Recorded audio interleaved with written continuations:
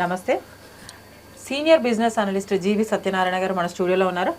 నమస్కారం సార్. నమస్తే సార్. ఈ షేర్ మార్కెట్లో ఎస్ఐపి అని చెప్పేసి వింటున్నాము. మరి ఎస్ఐపి అంటే ఏంటి, దాంతో యూజర్స్ ఏంటి? ఓకే, జనరల్గా ఎవరైతే కొత్తగా ఎంటర్ అవుతారో షేర్ మార్కెట్లో లెర్నర్స్, బిగినర్స్, వాళ్ళందరికీ ఎక్కువ శాతం చెప్పేది ఎవరైనా కానీ, ఇగో నువ్వు కొత్తగా దిగుతున్నావు బాబు, ఎస్ఐపి చేసుకో అని అంటాడు. ఎస్ఐపి అనగానే ఏంటిది అంటాడు, సిస్టమేటిక్ ఇన్వెస్ట్మెంట్ ప్లాన్.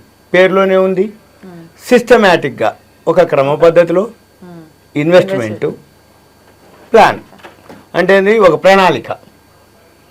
నెలకు 500, 1000, 2000, 5000, 10,000 ఎంతన్నా మీరు ఇన్వెస్ట్ చేయొచ్చు, కానీ ఒక క్రమ పద్ధతిలో సిస్టమేటిక్గా.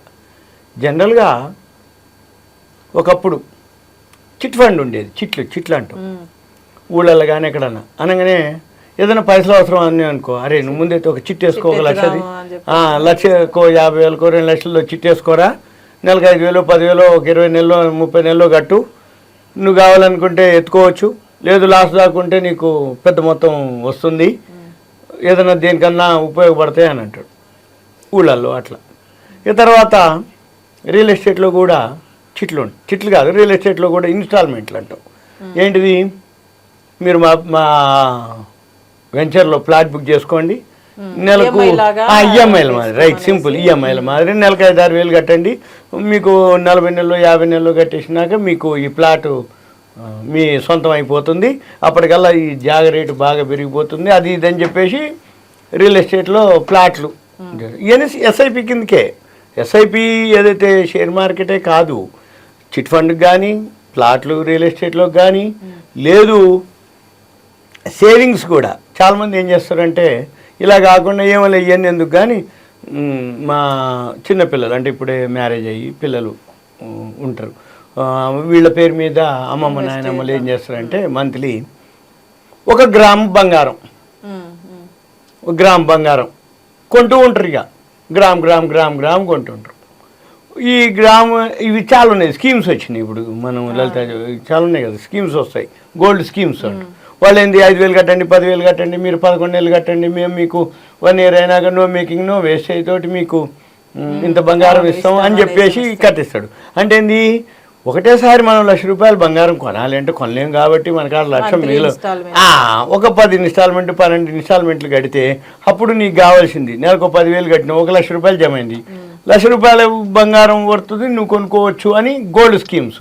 ఇలా ప్రతి దాంట్లో ఎస్ఐపిలే. గోల్డ్ స్కీమ్స్ అనుకోండి, చిట్ ఫండ్ అనుకోండి, రియల్ ఎస్టేట్. మన షేర్ మార్కెట్కి వచ్చేటప్పటికి ఎస్ఐపినే, సిస్టమేటిక్ ఇన్వెస్ట్మెంట్ ప్లాన్. ఈ సిస్టమేటిక్ ఇన్వెస్ట్మెంట్ ప్లాన్లో మ్యూచువల్ ఫండ్స్లో ఇన్వెస్ట్ చేయొచ్చు, షేర్లలో ఇన్వెస్ట్ చేయొచ్చు. ఏదైనా కానీ ఒక క్రమ పద్ధతిలో క్రమశిక్షణగా ఎస్ఐపి ద్వారా చేయటం వల్ల బెనిఫిట్ ఏంటంటే, ఈ ఎస్ఐపి చేసేవాళ్ళు గోల్డ్ స్కీమ్స్ కానీ మామూలు షేర్లో కానీ. అయితే మనం చెప్పేది ఏంటిదంటే, షేర్ మార్కెట్లో ఎవరైతే కొత్తగా డీమ్యాట్ అకౌంట్ ఓపెన్ చేసి డీమ్యాట్ అకౌంట్లో ఎస్ఐపి ద్వారా కొన్ని షేర్లను సెలెక్ట్ చేసుకొని వాటిల్లో మంత్లీ 1వ తారీఖు, 7వ తారీఖు, 14వ తారీఖు, 21వ తారీఖు, 28వ తారీఖు కొన్ని డేట్లు ఉన్నాయి. వాటిల్లో మనము ఇన్వెస్ట్ చేయొచ్చు. డైరెక్ట్గా బ్యాంకుకి డెబిట్ లింక్ ఇచ్చేస్తే 1వ తారీఖు కట్ కావాలంటే 1వ తారీఖే కట్ అవుతాయి, 5వ తారీఖు కట్ కావాలంటే 5వ తారీఖే auto debit system. Auto debit అవి అయిపోతూ ఉంటాయి. మన పని ఆ రోజు మ్యూచువల్ ఫండ్స్ అనుకోండి, ఆ రోజు ఏదైతే ధర ఉందో ఆ ప్రకారంగా నేను 5,000 పెడతాను, 10,000 పెడతాను, అన్ని యూనిట్లు కొనమని చెప్పడం ఒక పద్ధతి. ఇక రెండో పద్ధతి ఏంటి, ప్రతి నెల 1 తారీఖు ఉంటుంది.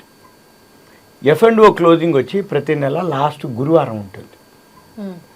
గురువారం రోజు ప్రతి నెల లాస్ట్, అది ఏ తారీఖు అన్నా రావచ్చు, తారీఖుతో పని లేదు, గురువారమే లెక్క. లాస్ట్ గురువారం ముందు రోజు బుధవారం మధ్యాహ్నం 1:30, 1:30, 1:15 ఆ ప్రాంతంలో 1:15 నుంచి 2 మధ్యలో ఆ టైంలో మనము కొన్ని సెలెక్ట్ చేసుకోవాలి లిస్టుని, షేర్లని.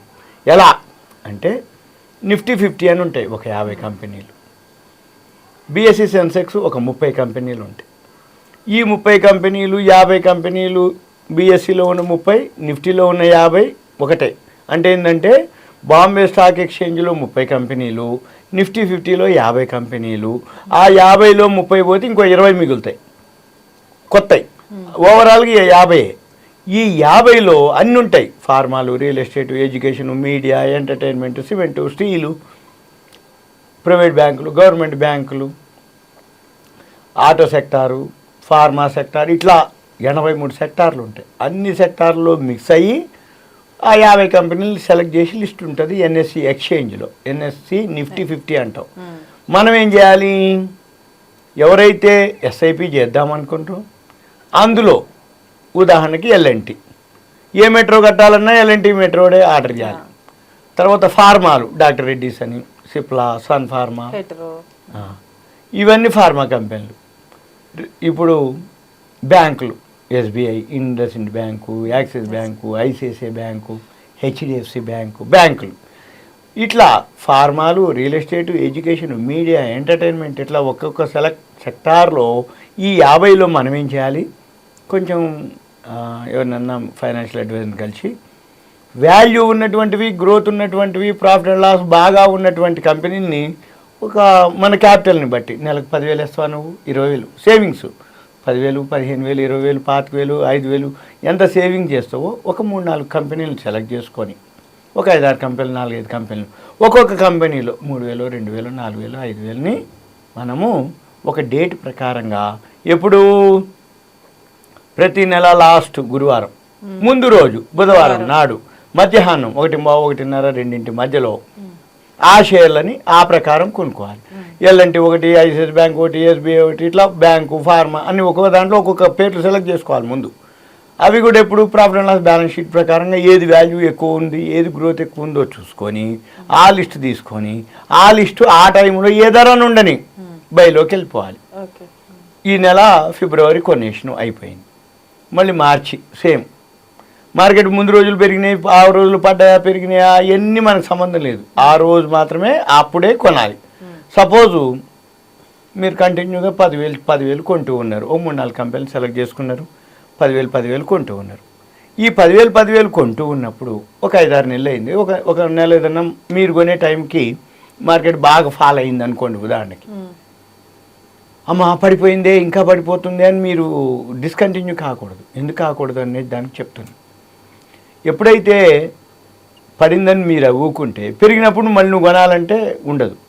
కానీ తగ్గినా కానీ పెరిగినా కానీ ఎస్ఐపిలో ఏంటిది అంటే సిస్టమేటిక్గా నువ్వు కొంటుండాలి అంతే. తగ్గింది కొనుక్కునేవి తక్కువలో దొరుకుతాయి, పెరిగింది నీ దగ్గర ఉన్నాయి పెరిగినాయి, ఓల్డ్ మనం కొనుక్కున్నాం కదా కంటిన్యూగా అవి పెరిగినాయి కదా, అందుకని కొనుక్కునేవి తగ్గినాయా మనవి తక్కువలో దొరుకుతాయి. ఒకవేళ కొనుక్కునేది పెరిగింది, అమ్మ పెరిగిపోయింది నేను అంతకుముందు తక్కువలో కొనుక్కున్నా అనుకోకర్లే, ఎందుకు మన దగ్గర ఉన్నాయి పెరిగినాయి కదా. ఓవరాల్గా ఏమవుతుంది, మీరు ప్రతి నెల కంటిన్యూటీలో ఉంటే పెరిగినా తగ్గినా ఒక యావరేజ్ అవుతుంది. కొనేది ఒకవేళ హైలో కొనవా, ఉన్నాయి పెరిగినాయి కాబట్టి ఎక్కువ రేటు యావరేజ్ ఉంటుంది.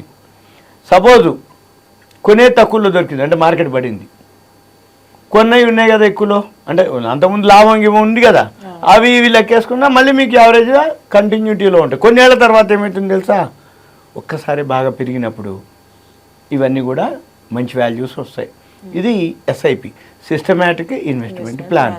మనం ఏం చేయాలి ఎప్పుడైనా కానీ ఏదైనా సరే ఒక ఇన్వెస్ట్మెంటు అంటే షేర్ మార్కెట్, మనం షేర్ మార్కెట్ వాళ్ళం కాబట్టి షేర్ మార్కెట్ గురించి ఎక్కువ చెప్తుంటాం కాబట్టి మిగిలినవి మంచిగా కావా, మిగిలినవి చేయకూడదా, మిగిలినవి చూడకూడదా అంటే మిగిలిన ఎవరు వాళ్ళు ఇప్పుడు విలేజెస్లో డిస్టిక్లలో ఒక్కొక్కళ్ళకి సబ్జెక్ట్ మీద నాలెడ్జ్ ఉండదు, వాళ్ళు రియల్ ఎస్టేట్ అనో చిట్ ఫండ్ అనో లేకపోతే ఈ గోల్డ్ స్కీమ్స్ ఏవో కడుతుంటారు. ఓకే, నేనేమో దానికి సపోర్ట్ చేయడం ఎగనెస్ట్ అనేది కాదు. మనం షేర్ మార్కెట్ వాళ్ళం కానీ షేర్ మార్కెట్లో ఉన్నటువంటి ప్లస్ పాయింట్లు, షేర్ మార్కెట్లో ఉన్నటువంటి అడ్వాంటేజెస్ ఎందుకు చెప్తాము అంటే చిట్ ఫండ్ ఉంది, ఏం లేదు ఎంతో కొంతే వస్తుంది ఆ కమిషనే. రియల్ ఎస్టేట్ ఉందనుకోండి వస్తుండొచ్చు, సపోజ్ జనరల్గా అవుట్స్కట్స్లో అన్నీ కూడా టైం తీసుకుంటాయి పెరగాలి అంటే.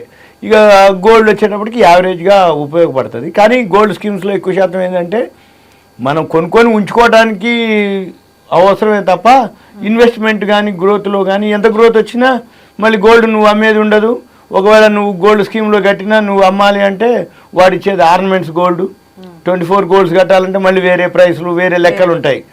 అందుకని మళ్ళీ అవన్నీ వేరే ఉంటాయి. ఒక్క షేర్ మార్కెట్లో ఏమవుతుంది, ఏదన్నా ఉండని ఎలా అని ఉండని విత్ ఇన్ మినిట్స్లో మనము ఎంటర్ అవ్వచ్చు, ఎగ్జిట్ అవ్వచ్చు. ఇప్పుడు ఎస్ఐపి చేసినాం, 1 year అయింది, కంటిన్యూ కావాలనుకుంటే ఇంకా కంటిన్యూ చేసుకోండి. ఇయర్స్ లేదు, 7-8 months అయింది, మీరు ఎగ్జిట్ కావదలుచుకుంటే ఎగ్జిట్ కావచ్చు, లేదు స్టాప్ చేసుకోదలుచుకుంటే స్టాప్ చేసుకోవచ్చు, లేదు మంచి రిటర్న్స్ వచ్చింది క్లోజ్ చేద్దాం అనుకున్నాం, మొత్తం సెల్ చేసుకొని క్యాష్ చేసుకోవచ్చు, మళ్ళీ తగ్గినప్పుడు ఎంటర్ అవ్వచ్చు, మన ఇష్టం. లేదు మన పిల్లలు ఉండరు, 15 ఏళ్ళు 25 ఏళ్ళు కంపెనీలు ఉన్నాయి, వేసుకుంటూ పోవచ్చు. లేదు ఒక 1 year వేసినావు, ఈ కంపెనీలు సరిగా లేవు పర్ఫార్మెన్స్, ఇంకా నీకు వేరే మంచి కంపెనీలు కనపడ్డాయి, అబ్బా మనం అది మిస్ అయినట్టుందంటే దీన్ని ఆపేయి, దాన్ని కొనుక్కో. ఆ కంపెనీ అంటే ఏదైతే గ్రోత్ ఉందో ఆ గ్రోత్ ఉన్నటువంటి కంపెనీనే చేసుకోవచ్చు. ఈ లోపల నీకు కొంచెం ఐడియా వస్తుంది, ఎస్ఐపి అనేది ఆ రోజు కొనుక్కోవటం అనేది ఉత్తమం. అయితే ఇలా ఏది చేస్తూ ఉంటే మీకు కొంచెం ఎక్స్పీరియన్స్ వస్తుంది, నాలెడ్జ్ వస్తుంది. అప్పుడు మీకు ఒక అంటే ఎక్స్పీరియన్స్, మెయిన్ ఎక్స్పీరియన్సే. షేర్ మార్కెట్లో పైసలు ఉన్నాయి, కొన్నారు, అందరు కొన్నారు, పెరిగింది, అందరికి లాభం వచ్చింది. కానీ పడ్డప్పుడు మార్కెటు నష్టం వచ్చినప్పుడు నువ్వు రైట్ వేలో ఉన్నావో రాంగ్ వేలో ఉన్నావో అది తెలుస్తుంది. ఎప్పుడైతే లాస్ వస్తుందో, కొన్నప్పుడు అందరికీ పెరిగింది వచ్చింది, మరి పడ్డప్పుడు ఎందుకు పడింది, ఎందుకు లాస్ వచ్చింది కనుక నీకు తెలిస్తే అది బిజినెస్. ఎగ్జిట్ ఎంటర్ అందరు ఎంటర్ అవుతారు, ఎగ్జిట్ ముఖ్యం. కరెక్ట్, అది ఎగ్జిట్ ముఖ్యం. ఇంకోటి మీకు సింపుల్ చెప్తున్నాను, షేర్ మార్కెట్ అనేది అందరూ ఎక్కువ శాతం అభిమన్యులే, అర్జునులు కారు. అర్జునులు కావాలి అంటే ఆ సబ్జెక్ట్ మీద గ్రిప్ వస్తే అప్పుడు అర్జునులు అవుతారు. అంటే ఏంది, పద్మవ్యూహంలోకి ఎంటర్ అవ్వడం అందరూ ఎంటర్ అయ్యారు, అందులోంచి ఎగ్జిట్ రావాలి అంటే బయటకు రావాలి. అభిమన్యుడు రాలేకపోయిండు, అర్జునుడు పోతాడు వస్తాడు. అంటే ఏంది, అందుకనే ఆయన పద్మవ్యూహం అర్జునుడు ఎందుకంటారు అంటే ఎంటర్ తెలుసు, ఎగ్జిట్ తెలుసు. షేర్ మార్కెట్లో పైసలు ఉన్నాయి, మీ డిమాట్ అకౌంట్ ఓపెన్ చేశారు, నేను కొనుక్కుంటా, వాడు కొనుక్కుంటూ, మా వాడు కొనుక్కుంటూ అని కొంటావు, ఎంటర్ అనమాట. మరి ఎగ్జిట్ ఎక్కడ? అందుకని ఎస్ఐపి చాలా సేఫ్ మెథడు. ఇది సింపుల్గా మేము కూడా ఎంకరేజ్ చేస్తాం, కానీ షేర్లు ఎంకరేజ్ చేస్తాం. ఎస్ఐపిలో షేర్స్ మంచి కంపెనీలు చూసుకొని, మీకు ఇంకా కావాలి అనుకుంటే మేము లిస్ట్ ఇస్తాం, ఎస్ఐపి లిస్ట్ ఇస్తాం, ఎస్ఐపి చేసుకోవచ్చు. ఇదంతా మీకు ఒక awareness, education, knowledge purpose, information మాత్రమే. ఇంకా మీకు ఏదైనా అనిపిస్తే మీ పేరు, ఊరు, కంటెంట్ మెసేజ్ పెడితే నేను తర్వాత వీళ్ళు చూసుకొని కాల్ చేసి ఎక్స్ప్లెయిన్ చేస్తాను. చాలా మంచి విషయాలు చెప్పారు సార్. అయితే మీరు ఇంకా ఈ సిస్టమేటిక్ ఇన్వెస్ట్మెంట్ ప్లాన్ గురించి ఇంకా ఏమైనా తెలుసుకోవాలి అని అనుకుంటే మీ అడ్వైజర్ దగ్గర సలహా తీసుకొని మాత్రం దీని గురించి అయితే ఏ ప్లాన్ అయితే బాగుంటుంది అనేసి ఆ డెసిషన్ అయితే తీసుకోండి. ధన్యవాదాలు సార్. ధన్యవాదాలు.